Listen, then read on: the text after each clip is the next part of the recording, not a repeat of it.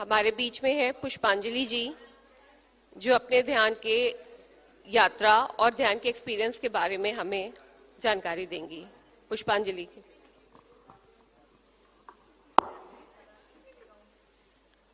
सभी को आत्मवंदन। एंड यहाँ जो ध्यान हुआ है उसके लिए बहुत अच्छी म्यूजिक थी और मैं पूरा कनेक्ट हो पाई। तो मुझे लगता है कि सभी लोगों ने एंजॉय किया होगा और अपने आप से जुड़े होंगे।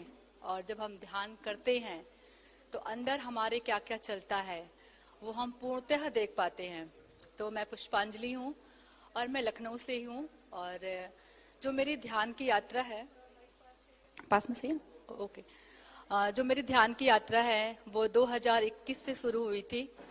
और ध्यान में जो मेरे आने का मकसद था, मुझे अस्थमा था और मेरी नाक इतनी बहती थी कि मुझे उसके लिए कपड़े रखने पड़ते थे।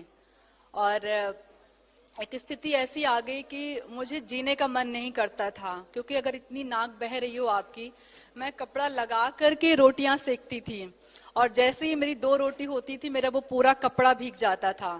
फिर मैं उस कपड़े को उतार के फिर मैं दूसरा कपड़ा बांधती थी। मैं सोचती थी कि मैं क्या करूं। मैंने कपालभाति, अनुलोम विलोम, एलोपैथी, जितनी मेडिसिन थी मेरी, मैंने सब ट्राई किया, पर उससे कुछ नहीं हुआ। फिर एक दिन मैं ऐसे ही कुछ अपना स्क्रॉल कर रही थी, देख रही थी, तो उसमें पीएमसी हिंदी में एक आया कि आप सिंपल सांसों के साथ बैठेंगे तो आपकी सारी बीमारी दूर हो जाएगी। तो मैंने कहा अच्छा ऐसा होता है क्या। तो मैंने ट्राई किया, मैं बैठी एक दिन, तो मैंने कहा कि ये सांसों के साथ क्या हो जाएगा। तो फिर पीएमसी हिंदी में मैंने कॉल किया, मैंने कहा सर सच में क्या सांसों के साथ बैठने से हो जाएगा, सारी बीमारियां ठीक हो जाएंगी। बोले हाँ आप ट्राई कीजिए। मैंने फिर 3-4 दिन किया, मुझे फिर डाउट आया। मैंने कहा सांसों के साथ ये कैसे हो जाएगा मुझे। फिर दोबारा मैंने फिर कॉल किया, फिर मैं बैठी, फिर मुझे डाउट हुआ। मैंने कहा कि अब मैं उनको परेशान नहीं करूंगी, इसको मैं ट्राई करती हूँ। मैं तब से 20 मिनट बैठ पाती थी और पता नहीं वो शायद 3 महीने ही हुए होंगे, वो कंप्लीटली चले गए। जो मेरी इतनी नाक बहती थी या सांस लेने में दिक्कत होती थी, वो मेरी पूरी तरीके से चली गई। और मेरी ध्यान की यात्रा, फिर मुझे कुछ समझ में आया कि कुछ तो बात है इस श्वास की साधना में। फिर मैंने इसको समझना शुरू किया। फिर जितने भी सेशंस ऑनलाइन होने लगे, स्पेशली मैं संभाले स्पिरिचुअल फाउंडेशन में दीप्ति नादेला जी के जितने भी सेशन हुए, जब मैं उसमें बैठी, मैंने जाना कि श्वास है क्या। अभी सभी को मेरी आवाज आई? किसी को कोई अगर अनकंफर्ट हुआ हो या कुछ ना सुनाया हो, मैं दोबारा रिपीट कर दूंगी। तो जब मैं सेशन में बैठना शुरू करी, तब मुझे पता चला कि श्वास है क्या, उसका कनेक्शन क्या है हमारे साथ।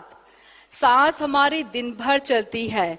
जब ये श्वास हमारे साथ रहती है तो ही हमारा अस्तित्व है। सोच के देखिए, अगर इस शरीर में श्वास नहीं तो आप जा चुके हैं दुनिया से। हम किसी की बेटी हैं, पत्नी हैं, फिर कोई मतलब नहीं। तब मैंने समझ लिया कि श्वास हमारी 24 घंटा चलती है और हमारे विचार 24 घंटा चलते हैं। और जो भी हमने अपने विचारों से अंदर ले गए, वो ही हमारे इमोशंस बैठे होते हैं। अगर वो इमोशंस हमारे शरीर के लिए ठीक नहीं है तो वो ही बीमारी बन के आती है। जब हम आराम से श्वास में बैठ जाते हैं, पूरा अच्छे से शांत होकर के, एकदम रिलैक्स होकर के, तब जो ब्रह्मांडीय ऊर्जा होती है वो हमारे शरीर में धीरे धीरे उतरने लगती है। उसको उतरने का एकमात्र रास्ता हमारा अंदर शांत रहना बहुत जरूरी है। और ये दोस्तों अभ्यास से आता है, ये एक दिन की साधना नहीं है। मुझे आज 4 साल हो गया है और अब 5वां साल लगने जा रहा है। मैं आज भी प्रैक्टिस करती हूँ, 2-2, 3-3 घंटा मैं बैठती हूँ। और आज तो बहुत कुछ मुझे नॉलेज मिला है। ऐसे ऐसे डायमेंशंस, लोक हैं जिसको मैंने कभी किसी ग्रंथ में नहीं पढ़ा। ऐसे ऐसे गुरु मंडल हमारी इस वक्त सहायता कर रहे हैं। बस हमें सिर्फ एक प्रण करना है कि श्वास के साथ बैठना है। हाँ, मैंने एक गलती ये की थी कि मैंने इस पे कभी भरोसा नहीं किया। मतलब मुझे भरोसा करने में समय लग गया। तो एक्सपीरियंस मेरा शेयर करने का बस मेरा एकमात्र उद्देश्य ये है कि वास्तव में श्वास के साथ बैठने से सब कुछ संभव है। जब हम श्वास के साथ बैठ जाते हैं, अंदर रहते हैं, तो आपको जो भी चाहिए आपको वो आसानी से मिलने लगता है। लेकिन अभ्यास बहुत जरूरी है, और आपकी संगति, अगर हम यहाँ से अगर बाहर गए और जो अभी ये जिसको बोलते आनापानसति ध्यान, अगर आप उसको बार बार नहीं सुनेंगे, बार बार उसका अभ्यास नहीं करेंगे, तो आप इस ऊर्जा से हट जाएंगे। क्योंकि हमारे आसपास अपने आप को ठीक करने का, अपने आप को जानने का बहुत रास्ता है, बहुत सारी तकनीक है। अब तो बहुत सारे लोग अपने अपने तरीके से चीजों को प्रेजेंट कर रहे हैं, लेकिन इसको ब्रह्म ऋषि पत्री पितामह जी ने इस धरती पे लेकर के आए। बहुत सारी तकनीक थी, उनको भी पता था कि कौन सी तकनीक सबसे बेस्ट है। मैं इसको तकनीक तो नहीं बोलूंगी, मेरे लिए तो ये ब्रह्म विद्या है, लेकिन एक आम भाषा के लिए तकनीक बोलना पड़ेगा, या ब्रीथ प्रैक्टिस कह सकते हैं। तो जब मुझे ये एहसास हुआ, बात होती है एहसास होने की, ऐसे बहुत सारी चीजें हैं, लोग कपालभाति कर रहे हैं, क्रिया योग भी कर रहे हैं, विपस्सना कर रहे हैं। मतलब जब मैंने इसको महसूस किया तो मैंने ये पाया कि ये सारी टेक्निक, ये सारी जो हम अलग अलग प्रैक्टिस करते हैं, वो सब इसमें आके मिलता है। जब मुझे इसका एहसास हुआ कि ओ माय गॉड, पितामह ने इतना सरल रास्ता दे दिया कि सारी छोटी छोटी चीजें सब आके इसमें इनबिल्ट होती हैं। और ये तब आपको महसूस होगा जब आप स्वयं इसके साथ बैठेंगे, स्वयं देखेंगे। इस एनर्जी में बने रहने के लिए पीएमसी हिंदी में जितने भी मास्टर्स ने अपने अनुभव शेयर किए, उन्होंने मुझे इसमें बने रहने दिया। जब मैं कभी अगर 5 महीनों बाद किसी और फ्रेंड से मिलती या कुछ ऐसा कहती तुम क्या बेवकूफी कर रही हो, या अगर वो मुझसे कुछ बेटर थे तो मुझे लगता था कि मैं इनसे क्यों बात करूं, या वो मुझे बहका देते थे। लेकिन मैं उस वक्त 2-3 मिनट के लिए या आधे घंटे के लिए बहकती जरूर थी, लेकिन मैं वापस पीएमसी हिंदी में जो भी मास्टर्स थे, मैंने उनको सुना। जब उनके मैंने अनुभव सुने, मैंने उनके जीवन में देखा कि अच्छा एस्ट्रल मास्टर्स भी होते हैं, लोग पास्ट लाइफ देख सकते हैं, अंदर जो इमोशंस, यहाँ तक कि जो ऑर्गन्स होते हैं बॉडी में, वो तक बात करते हैं। कितनी आश्चर्य वाली बात है। अभी मैं एक कोनरू मैडम की किताब पढ़ रही थी, तो उसमें उनका जो लीवर था, वो लीवर बात कर रहा था। उनके लीवर ने उनसे कहा कि अभी आप दूध के प्रोडक्ट कुछ दिन के लिए छोड़ दीजिए। तो ऐसे मैंने तो खैर कई बार सुना, लेकिन मुझे अभी इस वक्त उन्हीं का याद आया तो मैंने वही शेयर किया। तो मैं ये कह रही हूँ कि जो हमारा ये शरीर है, हमारा शरीर हमें पूरी बातें बताएगा। आपका शरीर है, हमारा मन है, या जिसका भी मन है, अगर हम किसी से प्रश्न पूछते हैं तो वो आपको अपनी चीजें बताएगा जो उसने सॉल्व किया है। लेकिन आप किस तरीके से अपने परिवार को डील कर रहे हैं, आप किस इमोशन से गुजर रहे हैं, वो आपसे बेहतर कोई नहीं जान सकता है। उसका रास्ता सिर्फ और सिर्फ आनापानसति ध्यान है। आने वाली सांस और जाने वाली सांस के साथ एक हो जाना। और पीएमसी हिंदी में सभी मास्टर को अगर आप सुने रहेंगे, सुनते रहेंगे, तो आप क्लीन होते जाएंगे। आप किसी और एनर्जी के, या वो लोग जो कुछ करते हैं, मतलब जैसे मान लीजिए उन्होंने कुछ भी आपसे कहा, तो आप अपनी साधना को नहीं छोड़ेंगे। मैं आज भी अपनी साधना को लगातार प्रैक्टिस कर रही हूँ। मेरे कुछ अनुभव मुझे खुद लेने हैं। एक उद्देश्य सबका होता है ना, कि मेरी चीजें ठीक हो जाए। जब मेरी बीमारी ठीक हुई तो मैं सबसे ज्यादा खुश थी अपने घर में, क्योंकि अगर बहती हुई नाक हो और कोई फूड आप देख लो और उसको खाने में डर लगता हो, सोचिए कैसी जिंदगी होगी। तो उस जिंदगी से बाहर निकलने के बाद फिर जो जो मुझे अनुभव हुए वो बहुत सुंदर रहे हैं। कई सारे एस्ट्रल एक्सपीरियंस भी हुए। तो खैर वो अभी समय की कमी होगी, तो मैं इसी पे समापन करती हूँ। सबको बहुत बहुत धन्यवाद। धन्यवाद मैम, धन्यवाद डियर।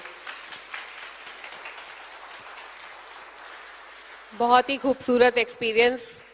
बीमार व्यक्ति जब आनापानसति ध्यान के द्वारा अपने आप को रिकवर करता है तो उसकी खुशी जो होती है वो हम में से बहुत लोगों ने महसूस करी होगी, क्योंकि सबसे पहला जुड़ाव शायद किसी का अपनी बीमारी को लेकर ही होता है। अब मैं मंच पर स्वागत करती हूँ सुरेंद्र सर का, जो अपने ध्यान का खूबसूरत एक्सपीरियंस हमारे साथ शेयर करेंगे।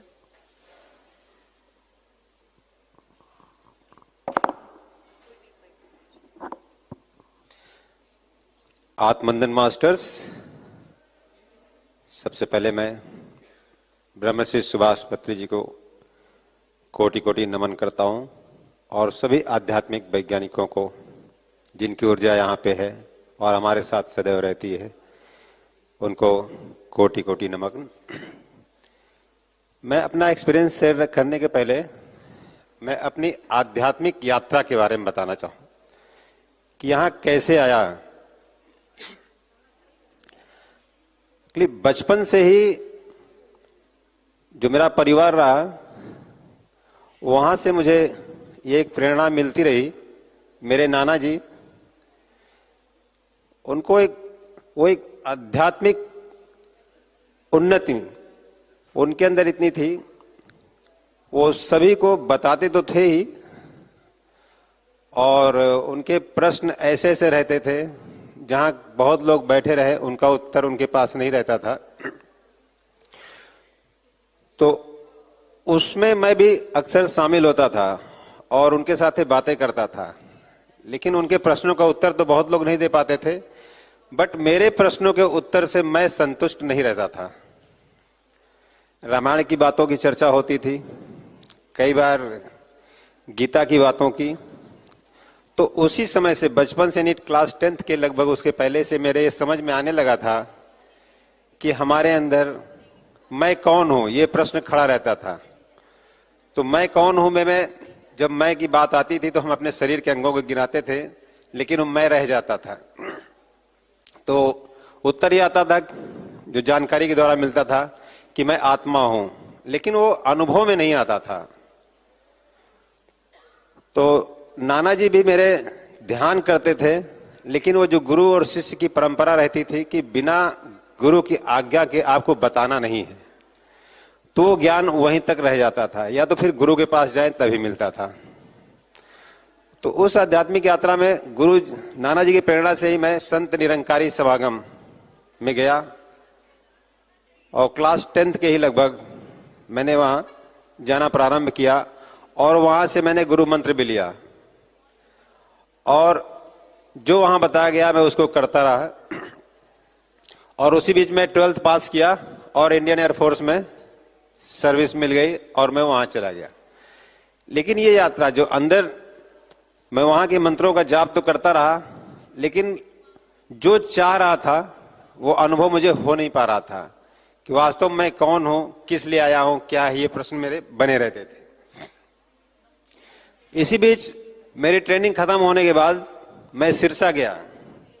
सिरसा में एक जैन समागम हुआ, वहां मैं गया, वहां भी मैं कुछ प्रश्न किया, वहां से भी मुझे कोई उत्तर नहीं मिला।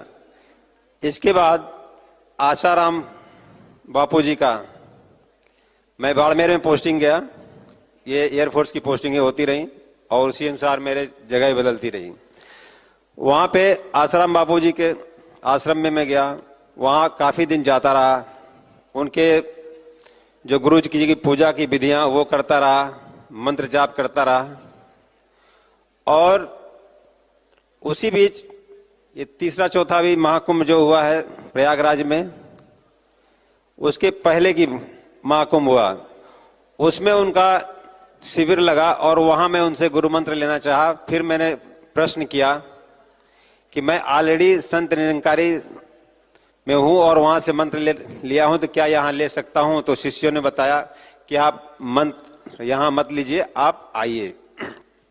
फिर वहीं गुरु शिष्य बदलना या नहीं बदलना है, ये प्रश्न खड़ा हो गया। इसी यात्रा में मैं दार्जिलिंग मेरी पोस्टिंग हुई और इस्कॉन टेम्पल में जाना प्रारंभ किया। वहां मुझे मंत्र बताया गया, हरे कृष्ण कृष्ण कृष्ण हरे हरे, हरे राम राम राम हरे हरे।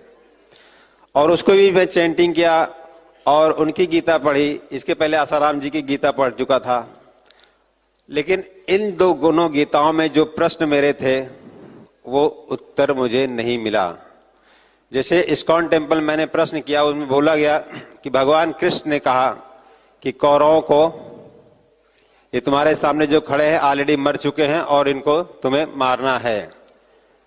तो मैंने प्रश्न किया कि जो पांडव हो या कौरव हो, उनको तो ईश्वर नहीं बनाया है, तो एक ईश्वर ही क्यों अपने बनाए हुए सृष्टि के जो है मारने को कहेगा?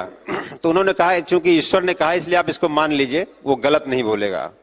तो मुझे वहां भी इस प्रश्न का उत्तर नहीं मिला। इसी यात्रा में मैं स्वामी अलगड़ानंद जी के पास पहुंचा। तो स्वामी अलगड़ानंद जी की जब गीता भास मैंने पढ़ा तो वास्तव में जो मेरी यात्रा थी, मुझे लगा कि अब कंप्लीट हो गई है।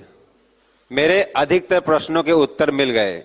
ये चतुर्वर्णम क्या है, धर्म की तरफ मैं इसलिए भी नहीं जा पाता था क्योंकि ये 4 वर्णों की जो बात आती थी तो मेरे ऊपर कहीं ना कहीं प्रश्न बना रहता था कि ईश्वर ने जो जिसको पैदा किया उसको 4 भागों में क्यों बांटेगा और ऊंच नीच क्यों करेगा।